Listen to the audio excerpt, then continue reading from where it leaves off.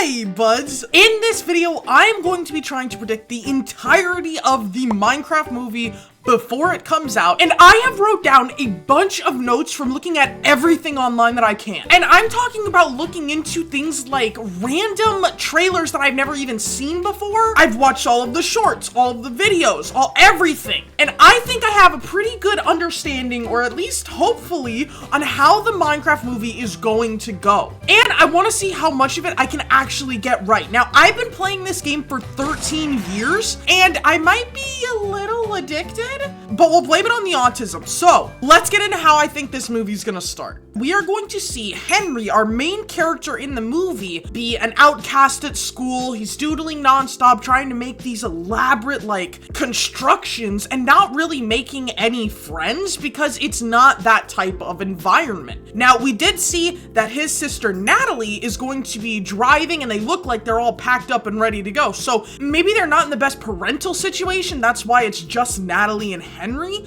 or maybe their parents even died, but we're gonna go with the less grim of those two and say that it's just not a good environment. Henry's busy at home though, building up all of the creations that he's been drawing in class and so on. And he decides to take his creations to Garrett's store, either to find spare parts or maybe even sell the things that he's made. While Henry's at Garrett's shop, they find the orb and connect it together with a weird warning label. Now, how Dawn and Natalie are gonna actually get here, because once you like click the blocks together, I don't know if it's like a locator beacon that'll be like, go here and we'll take you to a portal, or if it's just like, whoop, whoop, I'm in Minecraft. I'm gonna say that somehow they regroup. I don't know what Dawn's connection is, but Natalie probably went looking for Henry, and somehow they enter the portal very aggressively, and they end up in the worlds of Minecraft. Obviously, they're going to be in shock, and that shock is only going to be elevated when night falls incredibly quickly. Bunch of mobs are going to start spawning in, and Henry, being the creative that he is going to catch on to building really quickly. So at first, Henry will try to build them a quick main shack to defend themselves, but then a creeper will blow it up. They run in a random directions with spider jockeys and zombies on their tail, not to mention creepers getting thrown into this mix too. And just as quickly as it started, the night ends. Now that they're in the middle of who knows where, they give a look around and see something in the distance. And it looks like an amusement park, so they figure there has to be people here. So before the day ends, they decide to hustle over there. As they're on the outskirts of town, this is when a strange man calls out to them from on top of a tall building. He calls for them to come up, and that's where he introduces himself as Steve. Steve basically does the, hey mom, look what I made in Minecraft, and he shows them all around, explaining how the villagers work, explaining iron golems, explaining how to get food, the whole shebang. And this is probably when they'll realize that he's actually from the real world, most likely going into depth on how he found his orb. And by this point, Henry is ecstatic. Being a creative and being in a world like this is honestly his dream come true. Now, Garrett wants to be the head honcho and wants to be cool in front of everyone, so he wants to seem like he knows how to do everything. And since Steve and Henry are so excited, Steve takes both of them into his workshop to show them how things are made here. And that's when Steve makes his stone sword and Garrett makes his bucket chuckets. That's why I made them.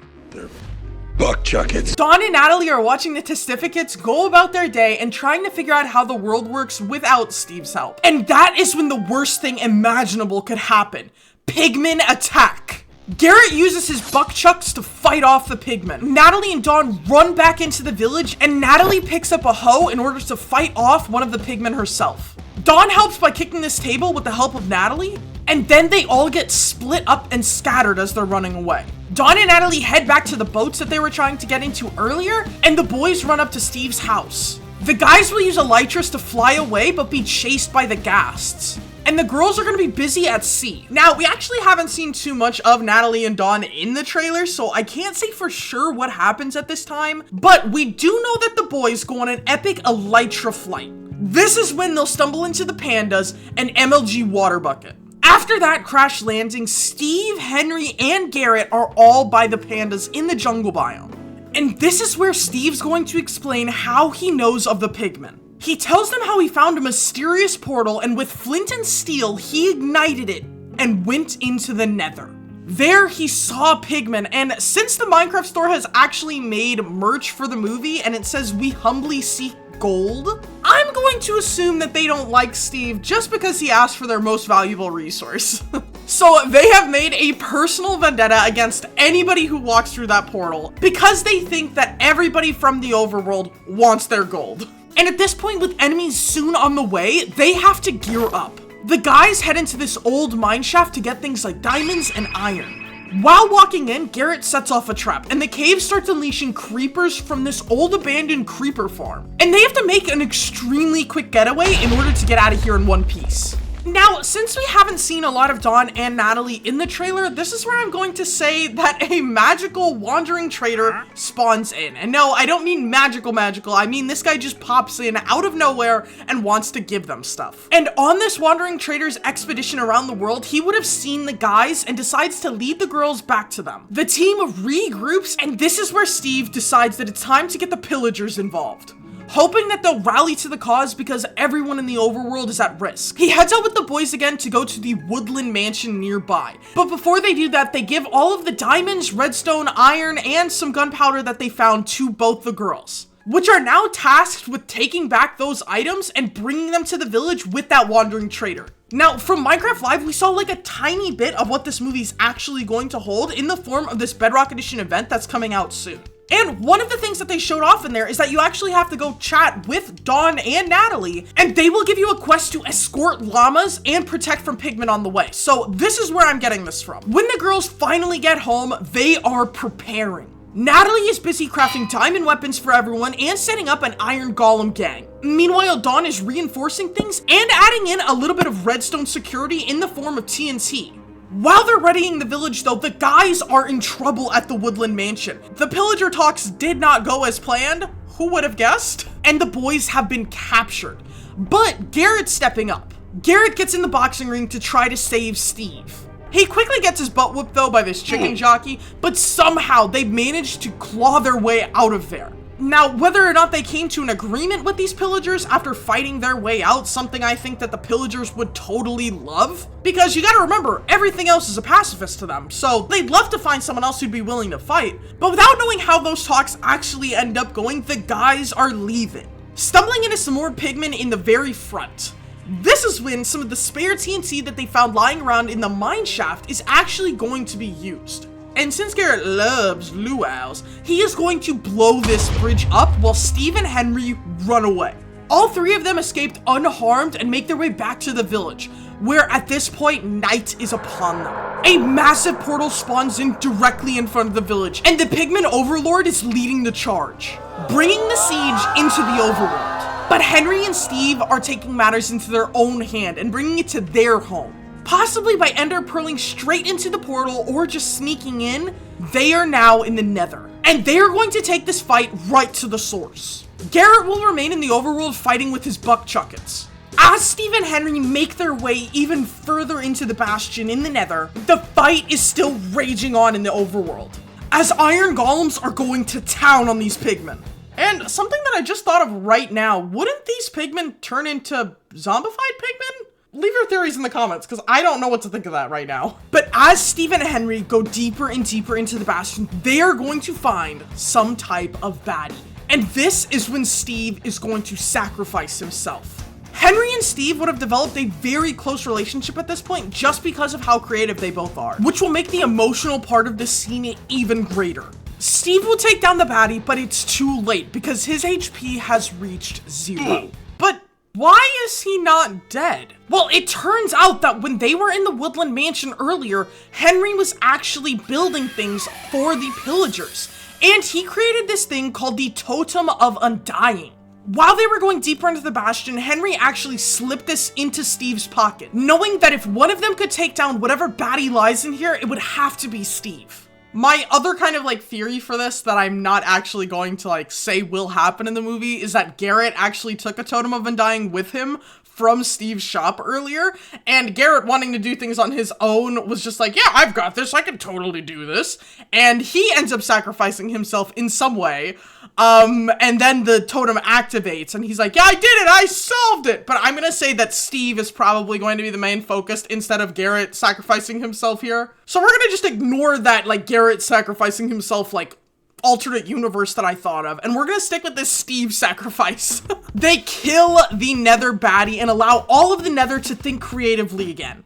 With that new regen from the Totem of Undying, Steve will regain all of his hearts and our heroes will enter back into the overworld. They'll return to the village where they're celebrated as heroes. And now that Minecraft has been saved, Henry has a big realization. He has everything he needs to take on the hardships of reality inside of him. They decide it's time for them to go home, knowing that the lands of Minecraft are no longer going to be threatened by pigmen. And Steve couldn't agree with Henry's mindset more. All four of them will return back to the overworld. Our heroes will now live out their lives with brand new confidence. Steve will feel the same and will travel back to the overworld with our four main characters. And they'll probably be returning to Jennifer Coolidge marrying a villager. Which I never thought I'd say that on the internet, but I guess here we are. There was a nitwit that in some point of that journey walked through the random reality portal that they came through, and somehow Jennifer hit him with her car. As long as they're happy, I guess that's interesting. But we love nitwits and we love Jennifer Coolidge, so I'm gonna let this one slide. Our heroes will now continue their lives in the real world with newfound confidence. Garrett won't be living in the past anymore. Given Henry and Natalie's situation with their parents, Natalie will feel like an excellent older sister finally beating imposter syndrome.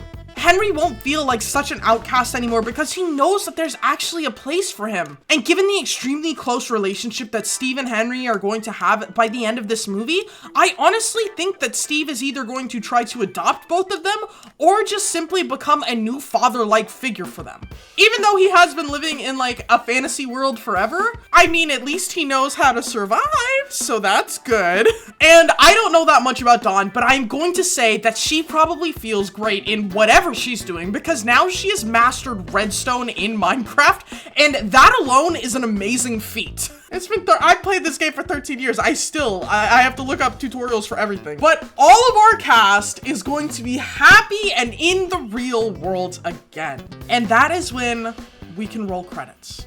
The Minecraft movie will end with Creeper, oh man, and the theater will go wild. I know that I'm gonna go wild. I don't know about the rest of the theater, but that is what I think is going to happen from the little that we've seen of trailer. And if you disagree with anything that I think is going to go, like everything I just said, then please do let me know. I honestly cannot wait to see this movie, and I want to know what you guys think. Am I like overthinking it? Am I a little bit too obsessed? I don't know. I already have my tickets. I am seeing the movie one day early. Like 2 towns over, there's this movie theater that's really big that is going to be showing it at 6 p.m. on April the 3rd. And you bet your ass I am going to film walking in. I'm going to film as much as I can. Obviously, I'm not going to film the movie, but film going in, film reacting as the credits go. It's going to be so cool. And I am so excited. Give a rundown at the end of that, so make sure to stay tuned for that. And I'm also going to be making a reaction video to this video because I want to know how much stuff I got right. So this movie is everything I've been waiting for my 13 years of playing, and I cannot freaking wait. And especially with everything that we're learning about like Minecraft Live and stuff, like that's so freaking cool. And as I'm recording this, it's the 24th of March, so the Bedrock Edition event hasn't come out yet, so I don't know if that's gonna like change how I feel, but for right now, this is where I stand on this, and I am so freaking excited. This is so But speaking of Minecraft Live, if you guys missed out, then check out this video here where I go into depth on everything in Minecraft Live. And as always, buds, remember to join the village today because it's only a click away. And special thank you to our members, Ayala, the Happy Tracker, and Kinboshi.